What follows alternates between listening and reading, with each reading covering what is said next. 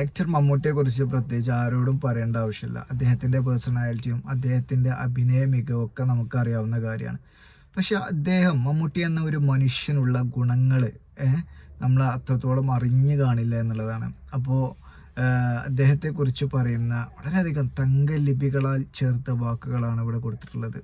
തീർച്ചയായിട്ടും ഒന്ന് കണ്ടു നോക്കും. മമ്മൂട്ടി, അയ്യോ മമ്മൂക്ക എന്റെ ജീവനാ. മമ്മൂക്ക എന്നെ സഹായിച്ചിട്ടുണ്ട്. പുറത്ത് പറയാൻ പാടില്ല എന്ന് പറഞ്ഞോണ്ട് ഞാൻ പറയില്ല, അത്രേ ഉള്ളൂ. മമ്മൂക്ക ആരാന്ന വിചാരം?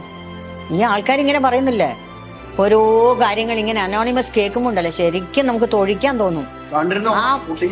പിന്നെ മനസ്സുകൊണ്ട് എത്ര വിളി വിളിച്ചു എന്നറിയാം, വൃത്തികെട്ട വിളികളെല്ലാവരും ഈ യൂട്യൂബിലൊക്കെ ഓരോന്ന് കാണുമ്പോഴേ. എന്താണ് ഇവര് വിചാരിച്ചത്? നിങ്ങൾക്ക് ആർക്കും അറിയാത്തൊരു മമ്മൂക്കയുണ്ട്, എത്ര പേരെ സഹായിക്കുന്നുണ്ട്. ആർക്കും അറിയാത്ത മമ്മൂക്ക. പുള്ളി ആരോടും പറഞ്ഞടക്കാൻ പാടില്ലെന്ന് പറയുന്നുണ്ട്, ആരും പറയില്ല. എന്ത് വേദന ഉണ്ടായാലും ഒന്ന് മമ്മൂക്ക അറിഞ്ഞിരുന്നെങ്കിൽ എന്ന് തോന്നുന്ന എത്ര പേരുണ്ടെന്ന് അറിയോ? പുള്ളി ആരോടും പറയുന്നില്ലല്ലോ. എന്തിനാ പറയുന്നേ? എത്ര പേരുടെ പ്രാർത്ഥന ഉണ്ട് അദ്ദേഹത്തിന് എന്ന വിചാരം? ജം ഓഫ് എ മാൻ. പൊന്ന്, മനസ്സിലായില്ലേ?